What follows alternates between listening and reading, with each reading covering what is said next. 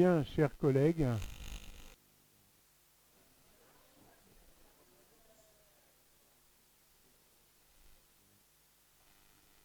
bonsoir à toutes, bonsoir à tous,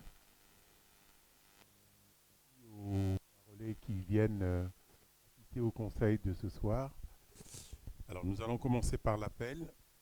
Donc, je suis présent, Vanessa Annie, Alain Beaucris, Anne Ferreira, Jean-Luc Després, Pauline donne pouvoir à Vanessa Annie, Arnaud Dessin, Céline Monassa, Mathias Alonso, Roland Tibi, Jean-Pierre Vanaver, Dominique Humez, François Elie, Caroline Delis, Mehdi Bellou donne pouvoir à Alain Beaucris, Samantha Crisias,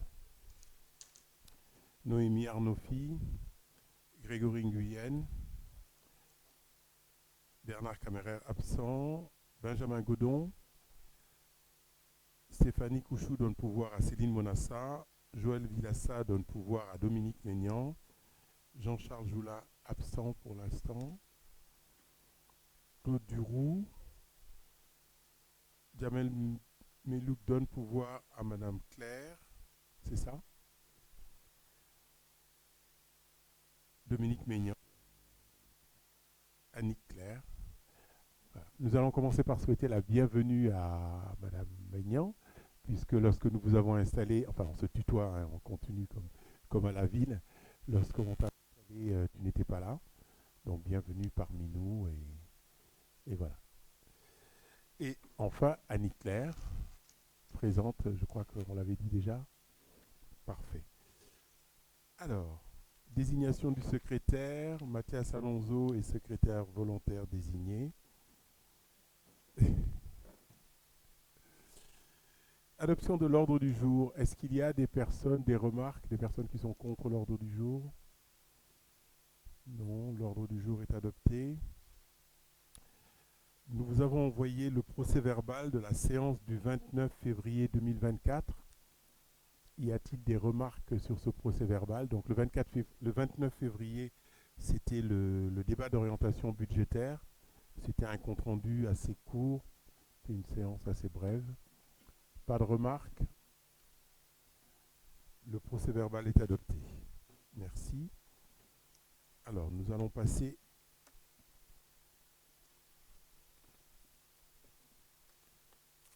à l'ordre du jour d'aujourd'hui. Alors, le premier point dans les affaires générales porte sur une modification de la délibération 65-2003 portant sur la rétrocession à la commune de Marolles de la voirie allée de la Renardière. En fait, si vous vous souvenez, nous avions déjà voté pour le transfert de l'allée de la Renardière dans le domaine public. Donc c'est très fréquent, vous le savez tous, les propriétés, les domaines qui ont été construits à Marolles étaient des domaines privés, il y avait des affules, donc il en est de même du domaine de la Renardière.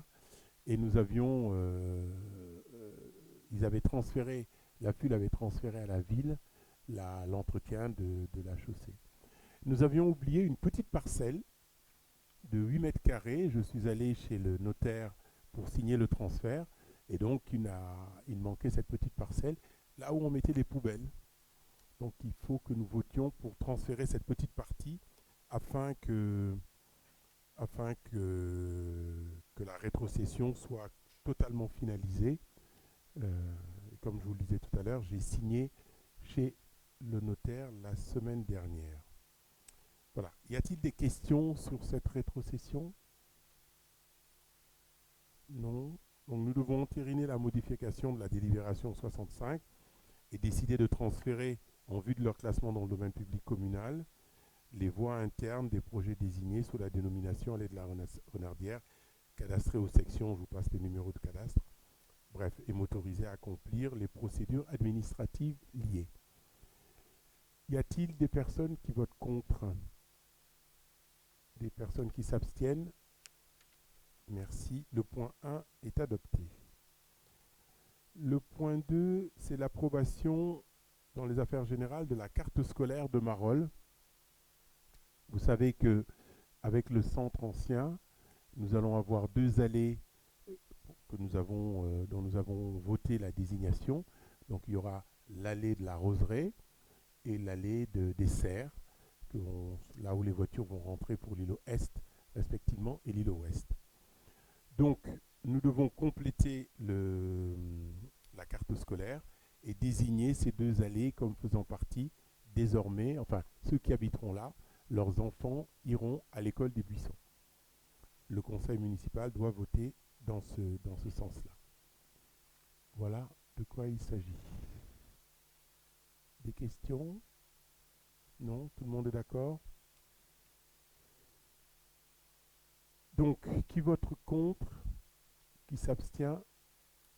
Merci. Le point 2 est adopté. Le point 3, dans les ressources humaines. Alors, nous avions voté les indemnités en 2021, le 25 février 2021. Nous avions voté les indemnités des élus suite à la démission suite au départ de deux élus. Nous en avions remplacé un adjoint, mais nous n'avions pas remplacé le dernier. Alors à l'époque, avec la DGS de l'époque, nous avions pris des renseignements. On nous avait dit qu'il y avait une enveloppe qui pouvait être répartie entre le maire et les adjoints. Donc c'est ce que nous avons fait. Le point a été voté le 25 février 2021 à l'unanimité, à l'exception de, à l'époque, Mme Arbulot était encore là, et 4 du groupe Marolles Mon Village. Et donc, les indemnités ont été payées pendant 2 ans. Le contrôle de légalité ne nous a rien dit. Et puis très récemment, le contrôleur des impôts nous a dit que finalement, il fallait mettre un plafond par élu et ce n'était pas une enveloppe globale. Bref, après moult tractations, donc tout le monde a validé, mais le seul responsable, c'est moi. Donc on a refait le calcul et il est proposé aujourd'hui que le trop perçu par chacun des élus, y compris moi-même, que nous fassions un titre pour rembourser le trop perçu. Voilà. Alors, il y avait deux possibilités, soit de demander à ce que le trop perçu soit annulé, ce n'est pas le choix que nous avons fait, ou bien dire nous avons trop perçu, nous remboursons le plus simplement du monde. Donc vous avez tous les montants que chacun doit rembourser. Après le vote si nous entérinons ce point, chacun recevra un titre de la part du trésorier payeur et chacun négociera s'il veut un étalement, il paiera, etc., etc. Voilà. Y a-t-il des questions sur ce point? Non? Bien, donc, il y a 3 articles à valider. D'abord, entériner le montant des sommes à recouvrer par élu, donc selon le tableau qui vous a été joint. Dire que le remboursement des arriérés fera l'objet d'un échéancier établi en accord avec la trésorerie. Et puis, bien sûr, donner pouvoir au maire pour la mise en œuvre de cette délibération, c'est-à-dire demander au comptable d'émettre les titres pour les envoyer au trésorier pour que chacun de nous remboursions cette somme. Y a-t-il des votes contre? Des abstentions? Merci. Le point 3 est validé à l'unanimité. Le point 4 concerne les finances et le marché public. Il s'agit d'adopter le règlement budgétaire et financier. Bon, donc, comme nous l'avons vu en commission de finances, depuis la M57, c'est-à-dire depuis le 1er janvier 2024, cette nouvelle norme nous impose la rédaction d'un règlement budgétaire et financier. Ce règlement décrit entre autres les grands principes et phases budgétaires. Il permet également d'identifier le rôle de chaque acteur, notamment entre l'ordonnateur et le comptable. Il fixe les modalités de préparation, d'adoption, d'exécution du budget, de même que les règles de gestion relatives aux autorisations de programmes de crédit de paiement, qui sont par ailleurs des éléments obligatoires, etc. Vous avez lu le document, nous devons juste dire ce que nous faisons déjà. Donc nous l'avons dit, nous l'avons bien écrit. Donc la commission de finances qui s'est réunie le 19 mars a émis un avis favorable. Il nous est demandé aujourd'hui d'adopter le règlement budgétaire et financier annexé à la présente délibération et de me donner pouvoir pour signer tous les documents y afférents. Y a-t-il des questions sur ce règlement budgétaire? Non, pas de questions. Nous passons au vote. Des votes contre, des abstentions. Merci, le vote 4 est adopté. Alors, nous passons au point 5, c'est l'adoption du compte de gestion 2023. Alors, quelques explications, surtout pour les nouveaux qui nous rejoignent. La municipalité n'a ni chéquier ni carte bleue. Lorsque nous faisons un paiement, nous envoyons un titre au trésor et c'est le trésorier qui paye. Donc, en fin d'année, nous avons ce compte de gestion, c'est-à-dire le trésorier nous dit voilà ce que j'ai pour vos comptes, et nous avons un compte administratif, nous comparons les deux. Donc la loi prévoit que le compte que nous envoie le trésorier doit être voté, donc c'est l'objet de ce point 5, et nous voterons tout à l'heure le compte administratif, c'est nos comptes qui sont présentés par chapitre. Voilà, alors que le compte administratif est uniquement en fonctionnement et en investissement, c'est-à-dire les deux budgets qui sont à distinguer. Y a-t-il des questions sur ce point? Alors bien entendu, l'idée c'est que le compte administratif soit égal au compte de gestion que nous envoie le trésorier. Oui, Madame Claire. Prenez le micro s'il vous plaît pour l'enregistrement. Il faut l'allumer je crois, s'il ne l'est pas déjà.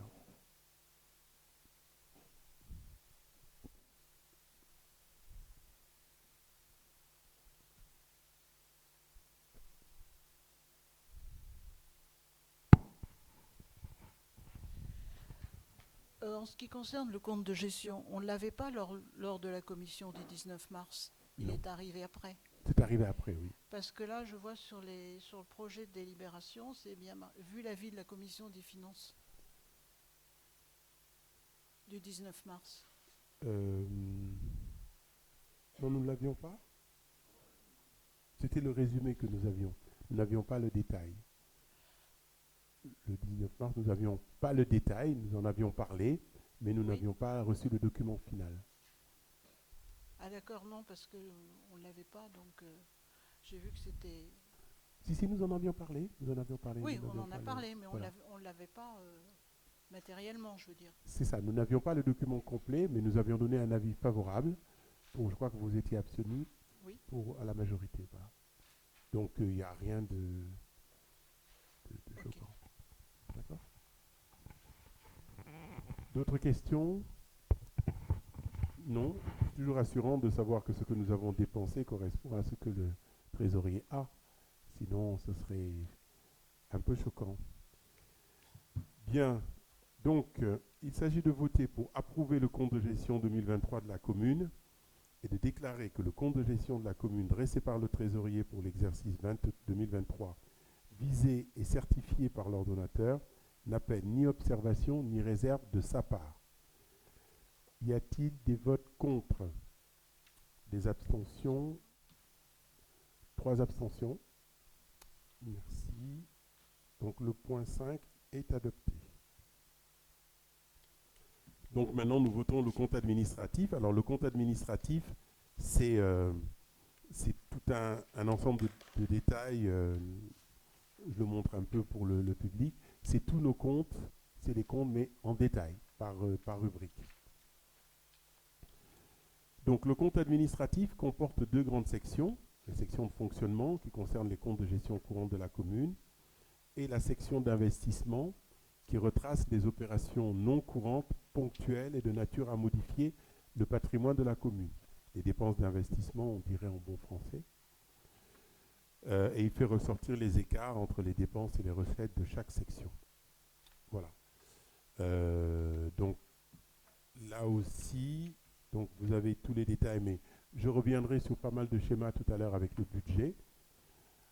Il s'agit simplement d'arrêter les résultats.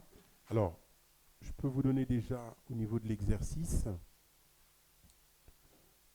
le total du résultat, enfin les contributions de l'exercice au niveau fonctionnement. Le compte de fonctionnement 2023 a contribué à hauteur de 279 406,32, rajouté au résultat reporté 2022 qui était de 977 094,84, nous donne un résultat cumulé d'1 256 501,16. Et pour le compte d'investissement, donc il y a eu un résultat négatif de 88 265,9 pour l'exercice et un résultat reporté de 2022 de 145 538,08, ce qui donne un résultat cumulé de 57 272,99. Comme nous l'avons vu pour le DOB, le compte d'investissement, le cycle de l'investissement est un cycle un peu particulier parce que, contrairement au fonctionnement qui est l'ensemble des dépenses au 31 décembre et l'ensemble des recettes, les investissements sont une photo puisqu'il y a des restes à réaliser. Donc le montant des restes à réaliser est reproduit en dessous et qui donne un solde de restes à réaliser de 406 543,99.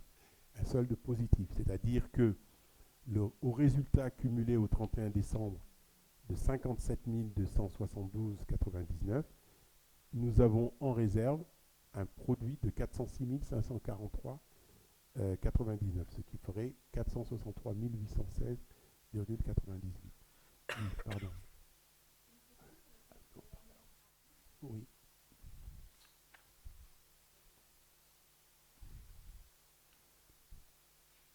On a une question sur le compte administratif dans la partie fêtes et cérémonies. Je crois que Joël t'en avait déjà parlé. Le budget 2022 était de 29 K euros. En 2023, on avait budgété, enfin vous aviez budgété 23 K euros. Et le réalisé étant de 40 K euros. Tu avais expliqué que c'était réparti sur les communes qui participaient aux manifestations pour les JO 2024 et que ça serait redispatché sur toutes les communes correspondantes. Est-ce que ça a été fait ? Est-ce que les montants ont été versés ? Est-ce qu'on peut avoir le détail par commune de ce qui a été versé ? Oh oui. En fait, lorsque le 10 juin de l'année dernière, nous avons fait cette fête pour les Jeux Olympiques, nous allons faire la même chose cette année, nous avons porté le projet pour une bonne et simple raison. J'ai eu la région tout à l'heure. Nous ne pouvons accéder à des subventions que s'il y a une commune qui porte le projet. Donc là, nous sommes 5. Nous ne pouvons pas être 5 à les porter. Donc nous avons porté les dépenses, d'où cette augmentation, et nous avons les recettes qui sont de l'autre côté, et ces recettes ont été bien sûr mandatées et facturées. Je crois qu'il y a une ville qui n'a pas encore tout réglé, et qui viennent en compensation. Donc si l'on regarde d'un côté, parce que nous ne pouvons pas enregistrer que le solde, nous enregistrons la totalité des dépenses d'une part, et la totalité des recettes d'autre part. Donc c'est pour cela que nous sommes au-dessus du budget, et en commission, nous avions explicité tout ça et c'était très clair.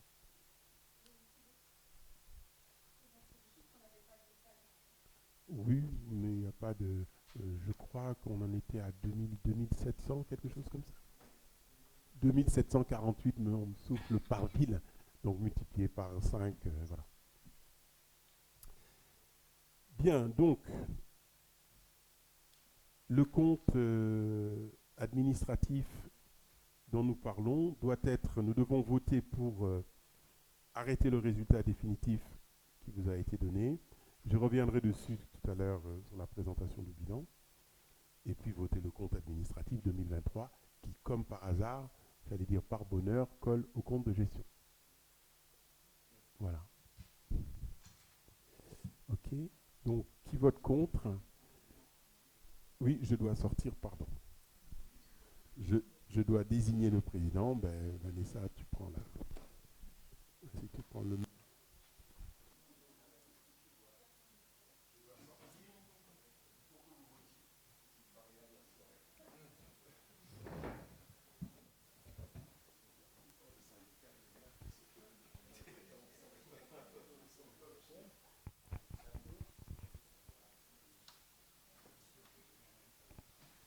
Oui, alors la commission avait émis un avis favorable.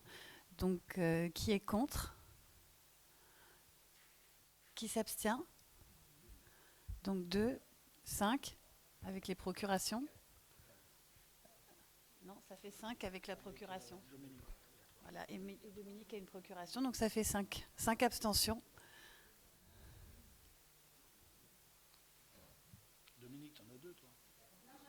T'as qu'une? Oui, mais donc ça fait 2. 2 avec elle. Et Non, 3, 3, ça fait 5. Merci, je suis compte encore.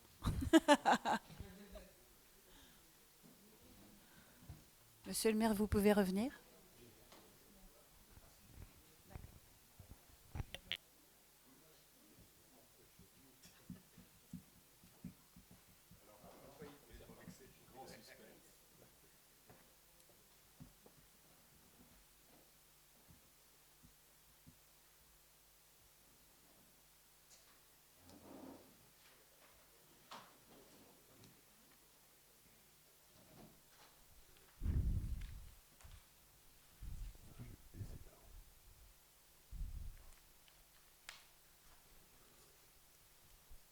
Alors, nous poursuivons avec l'affectation du résultat, le point 7, c'est-à-dire une fois que nous avons voté le résultat, maintenant, nous pouvons l'affecter.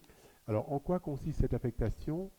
Tout simplement, le compte de résultat, tout ou partie du compte de résultat peut être transféré en investissement, du compte de fonctionnement, pardon, peut être transféré en investissement, l'inverse n'étant pas vrai. L'investissement reste en investissement. D'accord? Donc nous proposons, dans le résultat de la section de fonctionnement étant d'1 501,16, nous proposons de transférer à la section d'investissement 2024 278 000 euros et de garder le reste, c'est-à-dire les 978 501,16 dans la section de fonctionnement en article budgétaire 02 des recettes. Voilà la répartition que nous proposons. Y a-t-il des questions sur cette répartition? Des demandes d'explication? C'est clair pour tout le monde?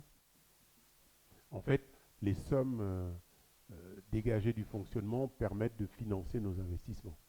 C'est de ça qu'il s'agit. Ça va? On passe au vote.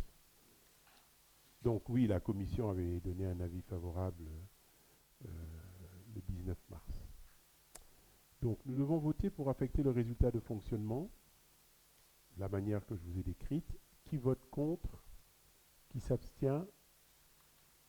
Le point 7 est adopté. Merci beaucoup. L'affectation du résultat est adoptée. Alors nous devons voter les taux. Donc les taux, c'est aujourd'hui la taxe foncière, la taxe d'habitation et la taxe foncière sur le non bâti. Donc nous proposons cette année encore de maintenir les taux et de ne rien changer. Donc nous garderons la taxe d'habitation à 25,02, la taxe foncière sur le bâti à 35,57% et la taxe foncière non bâtie à 51,05. Petit rappel, si vous êtes interpellé par les Marolais, n'hésitez pas à le dire. Les bases sont augmentées par le cadastre et pas par nous. Par contre, les taux peuvent être augmentés et changés, augmentés ou abaissés par le conseil municipal. Donc, même si l'année dernière, par exemple, nous avons tous eu une augmentation de la taxe foncière, nous n'avons pas augmenté les taux. Donc, c'est les bases. Ce qui suppose également que notre patrimoine prend de la valeur, puisque le prix cadastral augmente de la même manière.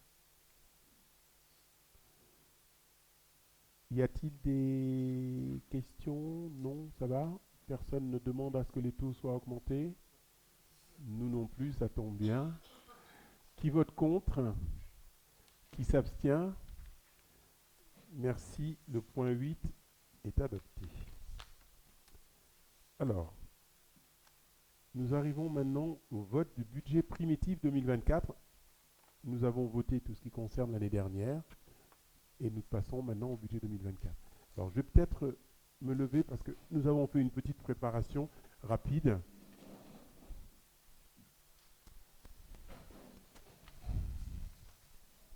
Mettez-vous sur le côté. Alors, ça commence bien. Il faut cliquer sur... Je dois juste cliquer. Comme ça.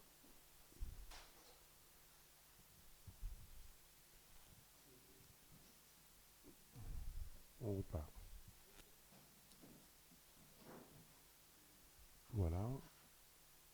Voilà, parfait. Bon, le sommaire, ok. On y va.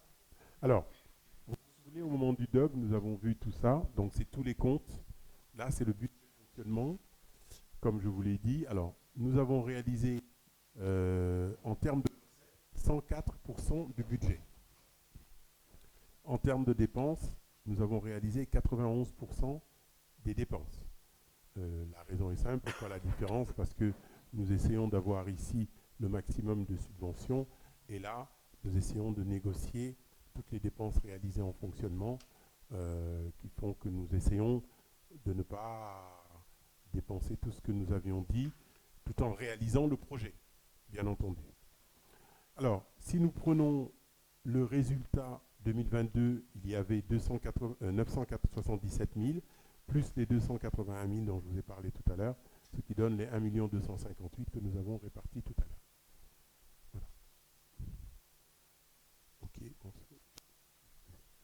Donc, au niveau de l'investissement, c'est la même chose. Nous avons réalisé 74% d'investissement. Pourquoi? Parce qu'il y a un reste à réaliser de 924 000 qui sont totalement des subventions que nous n'avons pas reçues. Nous en avons parlé durant le plus pour Dominique qui n'était pas là. Par exemple, nous avions pris l'exemple de la voie verte. La voie verte se fait en 3 tranches. Nous avons obtenu la notification de la subvention, mais tout n'est pas encore fait. Donc c'est après avoir réalisé le chantier que nous enverrons les factures pour recevoir les subventions. Donc si nous avions reçu toutes les subventions, nous aurions réalisé 3 millions d'investissements, soit 107% des recettes d'investissement. Et nous avons réalisé 72% des investissements, ce qui est en corrélation avec les recettes.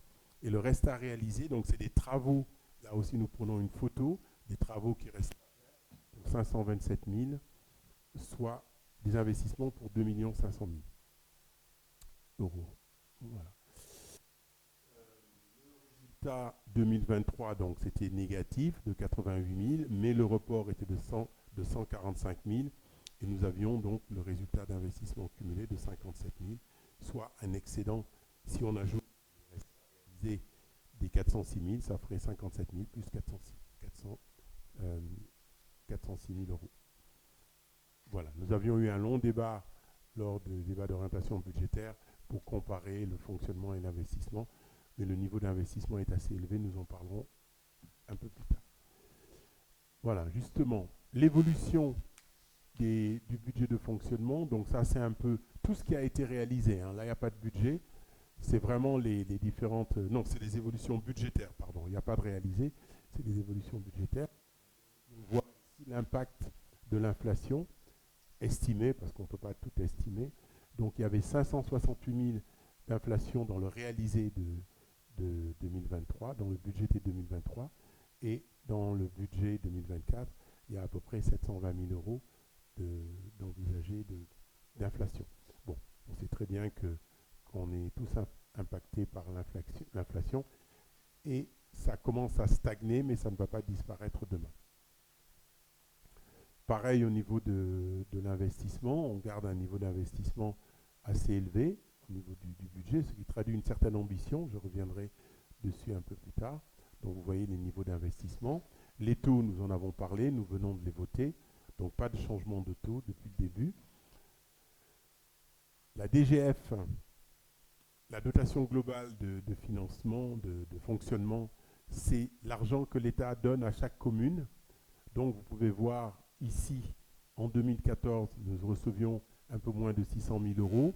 Aujourd'hui, nous sommes à bien moins de 200 000 euros. Et encore, il y a une augmentation parce que nous avons eu la dotation aux communes rurales l'année dernière. Comme j'avais dit la dernière fois, on ne sait pas pourquoi, mais on est heureux de le recevoir. En tout cas, ça augmente un peu le montant. Alors, si on fait une comparaison rapidement par rapport à voilà, si on fait une comparaison, en gros, si en 2014 on est en base 100, actuellement on est à 27. Donc vous voyez un peu la baisse de la dotation que reçoit la commune. Nous en parlerons un peu plus tard. Suivant. Alors, nous n'avons pas eu de recours malgré les investissements et les fonctionnements que nous avons montrés. La commune n'a pas fait recours, n'a pas augmenté les taux et nous n'avons pas contracté d'emprunts supplémentaires depuis 3 ans, depuis 4 ans même, puisque le budget 2024 ne prévoit pas de recours à l'emprunt. Quel est l'état de nos remboursements actuels? Vous avez les intérêts en orange et le capital en bleu. Donc, comme chacun sait, nous payons d'abord à nos créanciers les intérêts et puis après nous remboursons le capital. Donc voilà. Donc, comme je l'ai dit la dernière fois, ceux qui seront élus en 2039 seront heureux, ils n'auront plus de choses à payer au titre des emprunts. Espérons que nous serons là pour les accompagner. La situation de nos emprunts, l'état de nos dettes, nous n'avons pas de dettes, c'est le sujet un peu sorti de l'actualité, mais vous vous souvenez, un temps on parlait de dettes toxiques. Voilà, nous n'avons pas de dettes toxiques. Toutes les dettes sont à taux fixe. Il y a une dette qui sont fixées sur l'Euribor. Donc, ce n'est pas tout à fait ce qu'on appelle les dettes toxiques. Donc, tout va bien. Ici, nous avons les taux fixes et des taux barrières à 9,2. Voilà. Donc, on rappelle qu'en 2024, nous n'avons pas prévu de recours à l'emprunt et que la moitié de l'emprunt sera remboursé en 2028. Alors, point suivant, les charges financières. Donc ça, c'est des intérêts que nous avons, c'est le schéma que nous avons vu tout à l'heure. Là, nous avons l'évolution des agents. Peut-être vous dire un point qui n'est pas ici, mais que nous avons évoqué le 8 mars lors de la Journée des droits des femmes. Nous avons actuellement 60% de femmes dans la commune et 40% d'hommes. C'est essentiellement au niveau des écoles que se fait la différence. Et les 60% de femmes gagnent, dont des contractuels, gagnent 59% de la masse salariale. Il y a 1% d'écart. C'est pour dire que les hommes ne dominent pas, comme on peut le voir dans beaucoup d'entreprises privées, en termes de masse salariale, les femmes à ce niveau-là. On peut en être très fiers. Et si on va d'ailleurs dans la suite, parmi les 5 personnes les mieux payées de la commune, il y a 3 femmes et la personne la mieux payée, l'agent le mieux payé de la commune est une femme. Je pense que c'est relativement rare pour qu'on puisse en parler. N'hésitez pas à en parler autour de vous d'ici qu'on nous attaque comme des sexistes ou je ne sais trop quoi. Vous aurez désormais des arguments. Alors, la partie du budget, bon, les recettes que nous avons prévues, les recettes de fonctionnement. Nous allons toujours chercher les subventions, un maximum de subventions. On ne va pas rentrer dans les détails. Bien sûr, le gros de nos recettes sont des impôts et taxes, 59%. 9% de résultats reportés. Rien d'extraordinaire. Allons dans les dépenses. Alors, dans les dépenses, le gros des dépenses, bien sûr, c'est la charge de personnel. Nous sommes à 33%, ce qui est, oui, 34, 37, ce qui est très bien, parce que selon l'activité, on peut aller à, quand on fait du négoce, par exemple, souvent, la part des charges salariales est importante. Voilà. Rien d'exceptionnel à dire à ce niveau-là. Nous passons aux investissements. Donc les subventions, c'est la plus grosse part des recettes, plus que les dotations de l'État.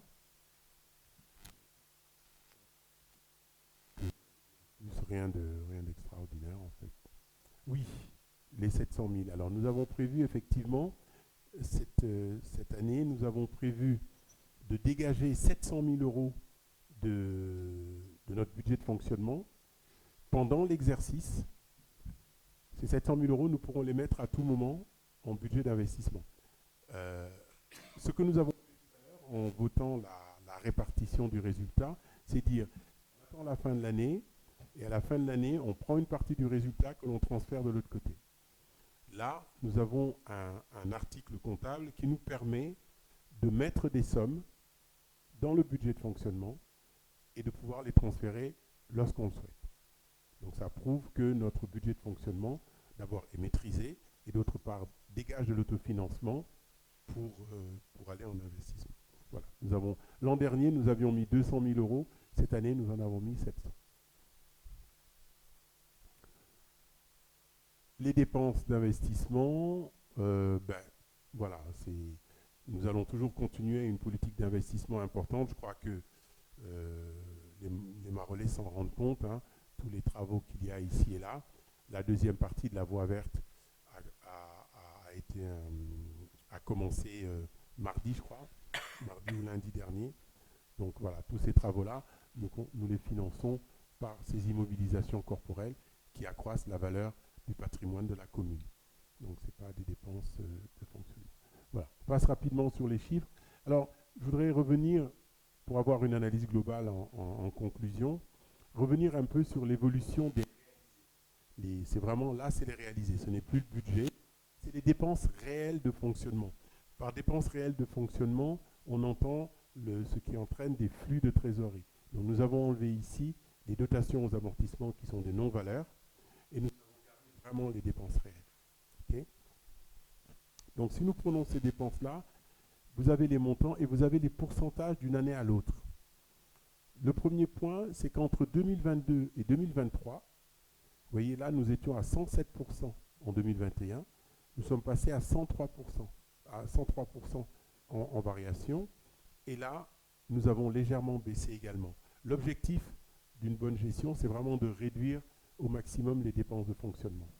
C'est ce que, quand vous entendez les débats avec les politiques, ils disent « Nous essayons de demander aux communes de réduire leurs dépenses de fonctionnement, autant que possible. » Et en même temps, derrière, on nous dit qu'il faut donner des primes aux agents, on nous les impose, ou il faut augmenter le point, donner 8%, ou cela. Donc c'est un peu contradictoire, mais voilà ce que nous gérons. Et donc si cette année, dans le détail que nous avons voté tout à l'heure, si l'on exclut la variation de l'électricité, c'est-à-dire nous avons considéré que en 2023, nous gardons le montant que nous avons payé pour l'électricité. On veut vraiment isoler l'inflation. Donc, la variation est de 48 000. Le chauffage urbain, nous avons payé en 2023 139 550 euros de plus.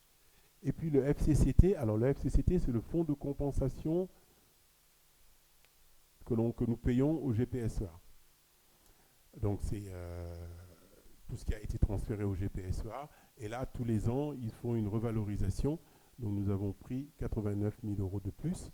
Donc, ce total-là, déduit de celui-là, nous aurions fait 99,87% du fonctionnement de l'année précédente. Donc, ça veut dire que vraiment, vous voyez l'effort que nous avons pour réduire au maximum le budget de fonctionnement et pouvoir dégager des sommes pour les mettre en investissement. Voilà la logique qui nous guide à chaque fois. Donc, là, vous avez le budget prévisionnel de cette année avec les différentes variations, dont certaines variations qui sont négatives. Le graphique des investissements, donc ce graphique, nous le montrons depuis le début, depuis 2020.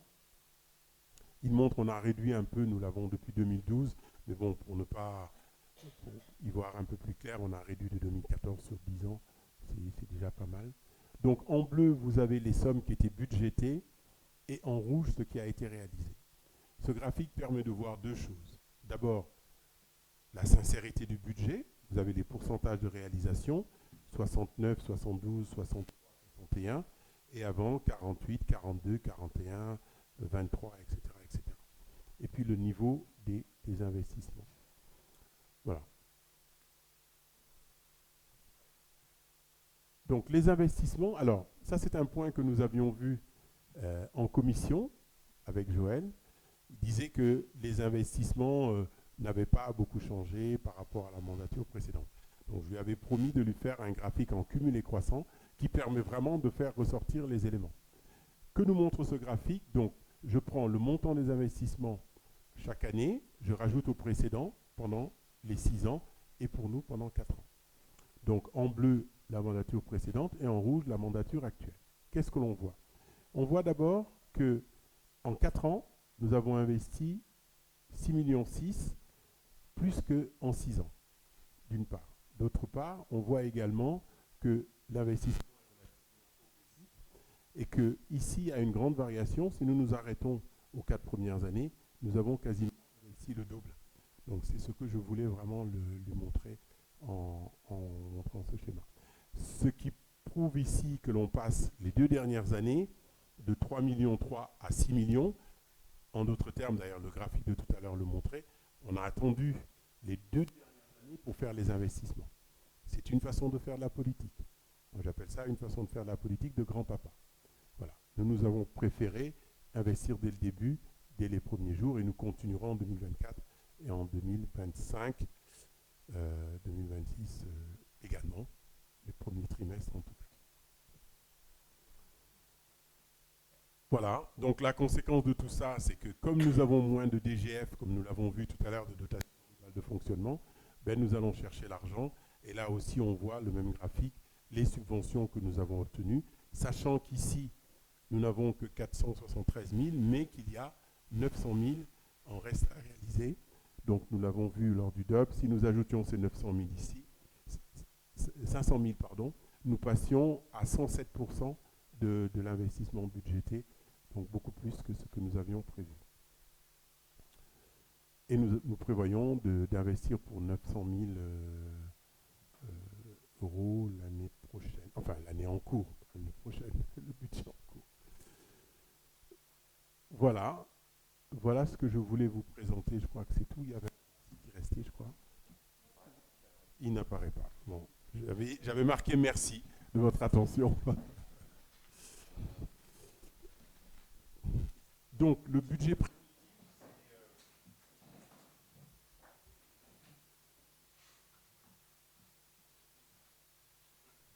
voilà.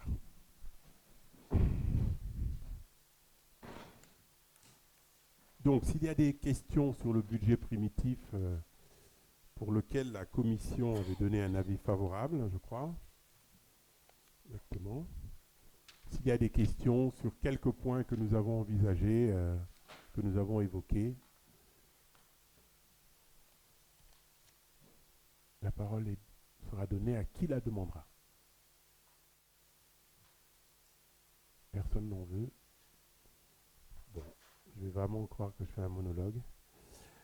Donc, il est question, dans un article 1, d'adopter le budget primitif équilibré en dépenses et en fonctionnement.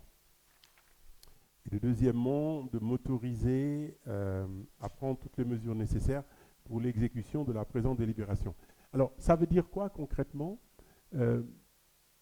Quand on travaille dans le privé, un budget, c'est une estimation de ce que nous voulons faire. Dans la comptabilité publique, le budget est une autorisation de dépense. Ça veut dire que je ne peux pas faire une dépense si je n'ai pas la ligne budgétaire en face. Je prends un exemple. Nous avons décidé, par exemple pour fêtes et cérémonies, nous avons un budget, je dis n'importe quoi, de 30 000 euros. J'espère que Céline ne m'en voudra pas. Parce qu'elle va me dire, ouais, tu as baissé mon budget, tout ça. Bon.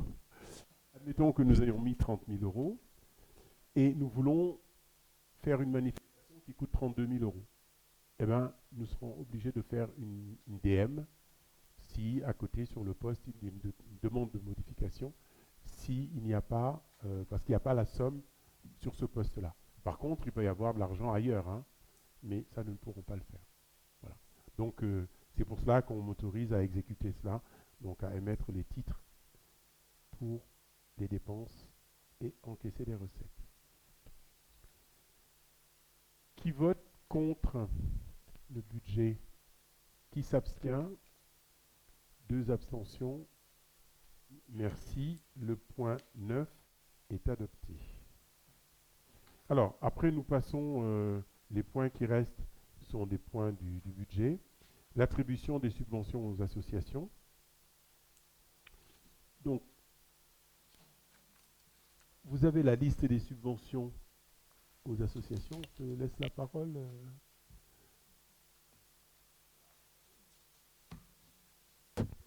Non. Voilà, parfait. Je donne la parole à Fin du monologue Arnaud. de la Fonce. Exactement. Donc le point 10, attribution des subventions aux associations et aux organismes divers. Donc un petit laïus d'introduction. La commune est dotée d'une offre conséquente d'activités sportives et culturelles, de proximité et accessibles au plus grand nombre. Dans un contexte incertain et contraint, mais parce que toujours très attachée à la vie associative, la commune fait le choix de soutenir financièrement les associations en tant que partenaire privilégié de la dynamique de la ville par le biais de l'attribution de subventions.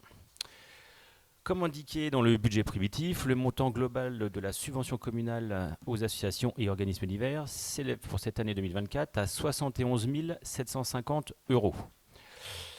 Et cette année, 5 000 seront attribués en commission sur présentation d'un projet spécifique. Donc on dissocie bien les deux montants, hein, les 66 750 qui correspondent à peu près aux subventions traditionnelles, dirais-je, et avec un appel à projet, donc pour un projet spécifique, une attribution de 5 000 €, qui sera soumis bien sûr au vote du conseil municipal, cette attribution. En parallèle, pour leur permettre de fonctionner avant répartition de la somme globale attribuée, l'Assemblée délibérante a autorisé le 28 février le versement d'une avance pour un montant de 8 500 € à l'association Marolles Football Club. Suite aux différentes demandes reçues à ce jour, il est donc proposé de voter les attributions pour un montant de 66 750 €. Je vous épargne le détail des subventions, c'est vraiment bon an mal an, un peu un copier-coller de l'année dernière, pour vous donner un ordre d'idée. Bon, il y a quelques différences, mais vraiment à la marge. Oui, il y a quelques petites différences. Il y a quelques petites différences. augmentations, quand même. Mais pour le budget global, on est plutôt Y a-t-il des questions à dans les mêmes ordres. ce point? Peut-être préciser les 5 000 €. Nous avons souhaité augmenter le budget de 5 000 € et faire un appel à projet aux associations pour une raison très simple. D'abord, la vie d'une association n'est pas une vie linéaire. C'est-à-dire qu'il arrive des moments où on a envie de changer de cap, on a besoin de faire quelque chose de spécifique. Je ne sais pas, emmener les jeunes en Espagne, ou je le dis parce que ça a déjà eu lieu, n'est-ce pas, monsieur Tibi, voilà, etc. Voilà. Où on change de division. Moi, j'ai été confronté à ça, on monte de division. Et en fait, on doit vraiment franchir un cap. Et donc, ce que nous voulons, c'est inviter les associations à travailler en mode projet, comme nous le faisons aujourd'hui dans la commune, quand nous voulons faire quelque chose, et s'inscrire dans un projet. D'abord, je pense que c'est sain pour la dynamique de l'association de travailler en mode projet, de dire, nous allons faire un projet, le présenter à la municipalité, et en commission, nous allons retenir 2 grands maximum, parce que 5 000 divisé par 10, ça ne fait pas grand-chose, mais ça peut être attractif pour les associations. Bien entendu, s'il n'y a pas de projet, nous garderons les sommes, mais ce n'est pas l'objectif. Voilà. L'objectif, c'est vraiment de ne pas... On pourrait saupoudrer, je ne sais pas, il y a 15 associations, donner 500 € de plus à chacun. C'est insignifiant. Ça ne changerait vraiment rien. Et la commission avait donné un avis très favorable ici, sur ce point. Alors, les personnes appartenant au bureau d'association ne peuvent pas prendre part au vote. Autrement dit, Madame la Présidente, vous ne pouvez pas prendre part au vote, parce que ça n'a pas été dit ici, mais Dominique Maignan est la toute jeune nouvelle présidente de Marolles en Harmonie. Exactement. Donc, Bernard Cameller est absent, il ne veut pas prendre. Alors le problème, c'est que ne prenant pas part au vote, tu ne peux pas porter un pouvoir. Voilà. Donc il y aura 3 personnes qui voteront en moins. Enfin, une abstention de fait. Qui vote contre l'attribution verser aux associations les subventions. Qui s'abstient. Donc ne prennent pas part au vote 2 personnes et une abstention pour Joël Villas. Le point 10 est adopté.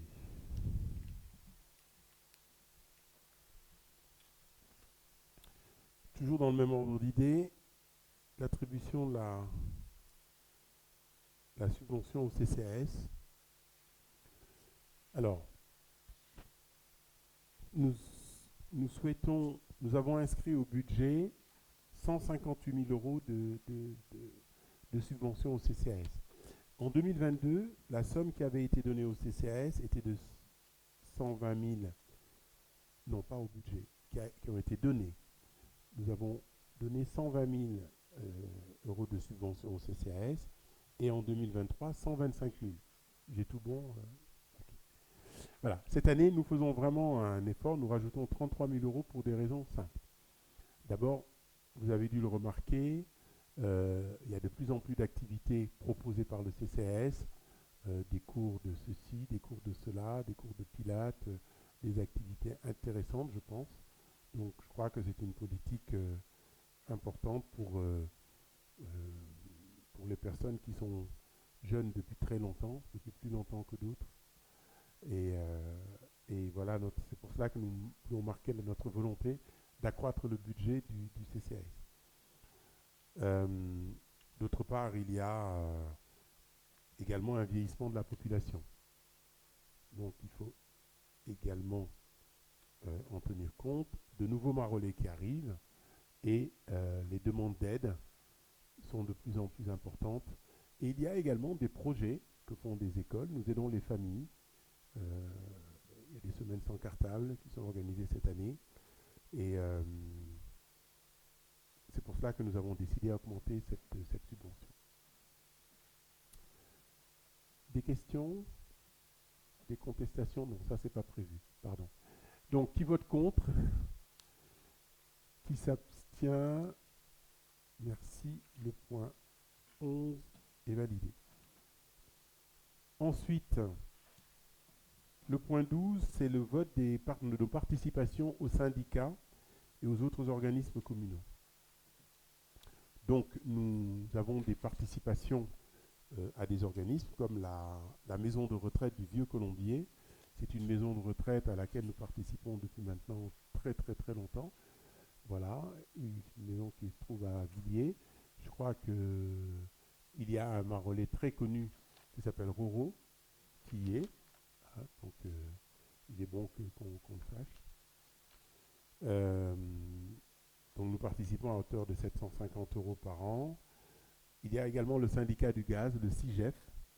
Nous cotisons à hauteur de 1100 euros. Le CIPEREC, le syndicat d'électricité, pour 3200 euros. Le lycée Guillaume Budet, où vont nos lycéens, qui est notre lycée de secteur, pour 27 000 euros. Le syndicat de police, 185 000 euros. Je reviendrai sur le syndicat de police tout à l'heure. Et puis le syndicat de la petite enfance pour 198 000 euros. Alors, deux petites précisions. Déjà, s'il y a des questions sur les montants. Non, pas de questions. Le syndicat de police, alors cette année, nous avons prévu de participer à hauteur de 185 000 euros, soit 16 000 euros de plus que l'année dernière. Alors, en fait, les 4 villes, nous contribuons au syndicat de police en proportion du nombre de kilomètres de route qu'il y a dans la commune et par rapport à la population. C'est-à-dire on considère que plus il y a de routes, plus la police va circuler, et plus il y a de population, plus la population va... Alors, il se trouve que parmi les 4, nous sommes les mieux lotis, donc nous payons plus. Et cette année, nous payons 16 000 euros de plus parce que nous avons prévu d'embaucher 2 policiers municipaux. Alors très concrètement, pour ceux qui voulaient rester en tant que Marolles, 2 policiers municipaux à 16 000 euros l'année, présentez-les-moi, ce ne serait pas possible. D'accord ? Dans le budget global, c'est 66 000 euros et nous ne participons qu'à hauteur de 16 000 euros. Donc je pense que c'est quand même plus plus raisonnable pour notre budget, et ça va dans le sens de la réduction de notre budget de fonctionnement. Le syndicat de la petite enfance, alors ce sont nos 2 crèches que j'ai l'honneur de présider. Donc l'année dernière, nous avions budgété 333 000 euros. Mais en somme, il y avait 333 000 euros de budgété en dépenses et un peu moins de 100 000 euros que nous recevions de la CAF. Depuis 2023, donc depuis l'exercice dernier, la CAF verse cette somme directement au syndicat de la petite enfance. Ça veut dire que cette année, si vous regardez les comptes, nous avons payé beaucoup moins par rapport à ce qui avait été budgété. Je crois que nous étions à... Je regarde.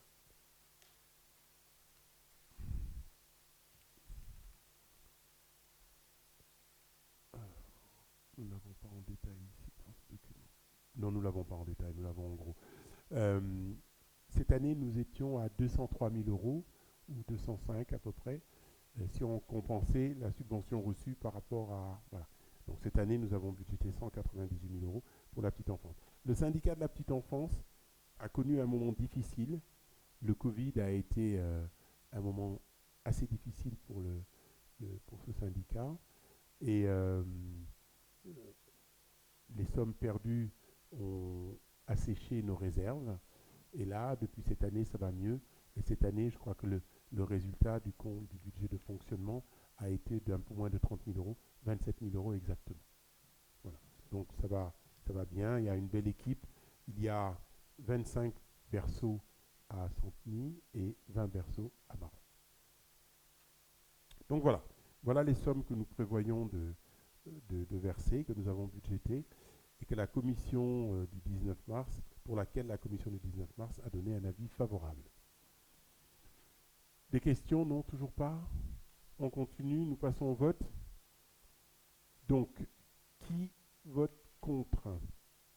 Qui s'abstient? Merci beaucoup. Le point 12 est adopté. Alors, le dernier point, c'est un marronnier, donc qui revient chaque année. Tous les ans, nous devons autoriser le GPSEA à faire des achats groupés, ainsi que les syndicats du SMIC-DUVN, mais nous n'en faisons pas partie. Donc, comme nous l'avons déjà dit ici, chaque fois que l'on fait partie d'un syndicat, tout ce qui s'y passe en termes d'adhésion, en termes d'autorisation, il faut autoriser, comme on m'autorise moi en tant que maire à signer, ben nous devons, chaque ville doit autoriser, chaque ville membre doit autoriser le président à signer ces groupements d'achat. Donc là, c'est tout à fait ça. Chaque année, de nouveaux achats groupés sont définis et proposés aux membres du groupement. Donc il y a un avenant que nous devons tous valider. Nous achetons surtout des vêtements de travail par le GPSA. Voilà, donc il s'agit de m'autoriser à signer cet avenant pour participer au groupement, aux achats groupés. Y a-t-il des questions? Non, on passe au vote. Qui vote contre? Qui s'abstient? Merci beaucoup. Le dernier point, le point 13, est adopté.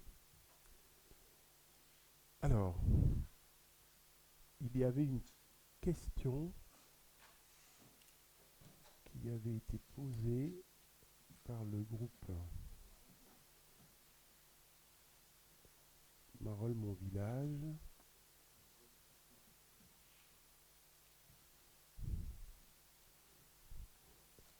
Je l'ai imprimé, mais je l'ai laissé dans l'imprimante. Donc,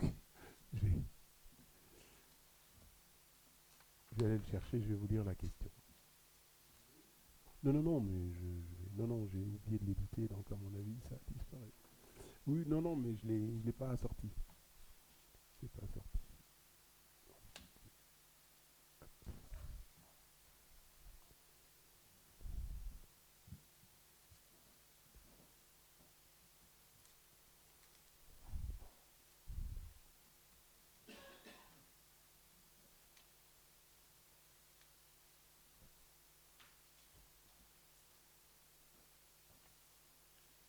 Voilà.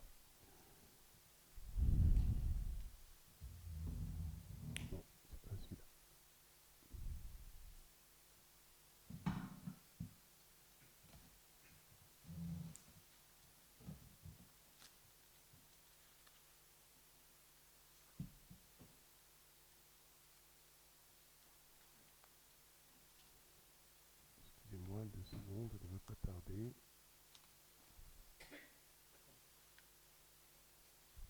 Voilà.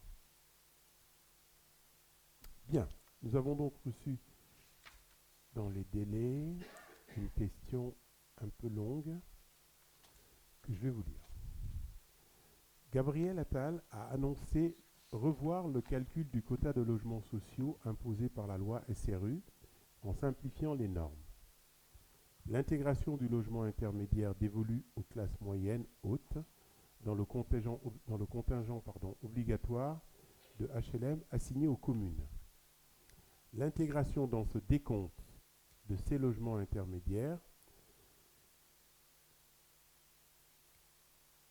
entre parenthèses, aidés par l'État, mais sans vocation sociale, sans commission d'attribution ni contrôle des ressources des locataires après leur entrée dans le logement, fermez la parenthèse, nous permettrait de passer d'un coup et d'un seul à un pourcentage élevé de logements sociaux comptabilisés dans nos obligations SRU et baisser nos prélèvements sociaux. La mairie de Saint-Maur-des-Fossés en aurait pris acte immédiatement. Gabriel Attal revoit également le décompte des logements sociaux au titre de la loi relative à la solidarité et au renouvellement urbain, SRU, donner la main au maire pour les attributions de logements sociaux construits sur la commune. Êtes-vous favorable, Monsieur Boy, et êtes-vous prêt à saisir cette information? Alors, j'ai envie de dire que mon rôle n'est pas de donner mon opinion, mais mon rôle est d'exécuter la loi. Par conséquent, quand la loi sera votée, quand la loi sera validée et approuvée, nous appliquerons cette loi. Cela dit, il n'y a pas de LLI, parce que c'est de ça qu'il s'agit à Marolles. Donc, même quand cette loi passera, ben ça ne changera rien pour nous, dans un premier temps. Voilà. Mais croyez-nous, nous faisons tout pour résoudre cette question, mais je pense que nous n'en sortirons jamais. Tant que cette loi sera à 25% de logements sociaux, nous ne sortirons pas de notre carence. En revanche, pour donner la main au maire pour l'attribution des logements, nous avons fait de notre mieux. Et vous savez que pour le cœur de village, étant carencé, nous aurions dû avoir 0 logement en attribution. Et finalement, nous avons essayé d'être un peu malins. En passant par le GPSEA, nous aurons la moitié, c'est-à-dire 20 logements que la mairie, 20 logements sociaux sur les 41 que la mairie va attribuer. Et le reste, nous allons les attribuer avec Madame la préfète qui nous demandera notre avis autant que possible. Mais voilà, nous déposerons des candidatures, nous lui parlerons à l'oreille quand même, nous souffrons les choses. Voilà. Donc actuellement, nous avons 20 logements que nous n'aurons pas dû avoir. Et pour les autres, ce sera une bataille avec Madame la préfète. Je ne sais pas si j'ai répondu à la question. Bon, je dois dire également que le maire de Saint-Maur est celui qui paye le plus en SRU. Un peu plus de 6 millions, absolument. Et comme il avait fait un peu de rétention, ben, l'État a préempté à construire chez lui. Donc lui, il a intérêt à prendre acte tout de suite. Hein. Donc, il n'a plus la main du tout, ni rien. Droit de Voilà. S'il n'y a pas de questions, ben, comme chaque année, nous avons voté le budget de la commune, c'est-à-dire c'est l'événement du conseil municipal le plus important, nous allons vous inviter à boire un pot, parce que c'est un moment quand même pas anodin dans la vie d'une commune. Donc partagez un verre tous ensemble pour ceux qui ont le temps et ceux qui en ont envie. Vous êtes bien entendu tous conviés à échanger ce verre pour permettre à notre commune de continuer à vivre. Merci à tous. À tout de suite.